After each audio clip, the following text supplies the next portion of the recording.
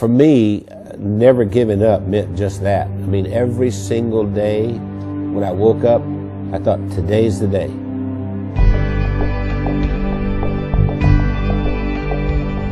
I was the second son in a sharecropper's family, and a sharecropper means that you don't own anything. I mean, you work for someone else who was the landowner. We had practically nothing. Everything was hand-me-downs from someone else. I didn't have shoes, and to this day my toes are all grown under because I didn't have shoes. I remember I had this encounter with my mother, and I said, you know, tell me you love me, and she didn't do it. And so I went down and I sat on this creek bank, and I thought, you know what? I don't care if anybody loves me, I love me. I made a list of goals that I wanted to accomplish, and they were laughable because I didn't even have 2 nickels to rub together, but my first goal was I was going to be a millionaire by the time I was 35. Number 2, I was going to have food to eat because we were always hungry. I mean, my little brother and I used to make mud pies to stop the hunger pains, and I was going to travel all over the world. Those were my goals.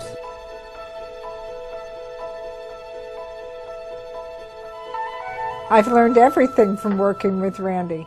I didn't know anything about business. I started out, before I met Randy, I was a teacher, a mathematics teacher. Well, I think we have a very good balance. Randy's really good in sales and telling the story and explaining why people need to have whatever it is that he's selling. And then he comes to me and says, Wendy, can we make it do this? And I have to get it done. We started working together, and we were together all the time doing things, and that we just, you know, couldn't be without each other. And once she got exposed to me, it was downhill from there. I mean, she could not last a day without me. That's probably true. That's what the COO does here. Does hair? She preps me. Spit on it, honey, like you used to do. I never spit. We retired a few times. Did he tell you that? We've tried retirement 3 times, but we never figured out exactly how to do it because we've worked all of our lives. We took a year and we traveled around the world. Then when the decision of the day became, where are we having breakfast? I thought, we're in trouble. If I were giving you advice and you were meeting Wendy for the first time, I would tell you, don't get your feelings hurt if she uses her phone while she's meeting with you. Hey, Kim. Hey, Chris. Okay. I'll see you in the morning. All right. Bye. Bye-bye. I kind of feel like a triage nurse at a hospital. And every week I go in and I reprioritize. No, I'm not approving that.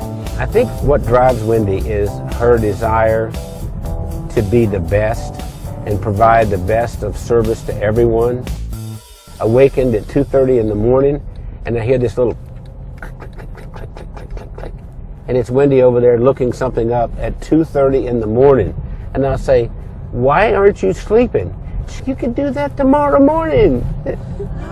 We are the definition of entrepreneurs. And we don't like doing one thing at a time. We have to do a lot of things at the same time. It's not just Randy and Wendy doing all this work. The whole team, every single one of us works round the clock. Hey, gorgeous. Listen, Bernice has been with us for what, 5, 6 years? 6 years. Yes. And we love her to death. And I love you guys. Yeah. Randy leads with his heart.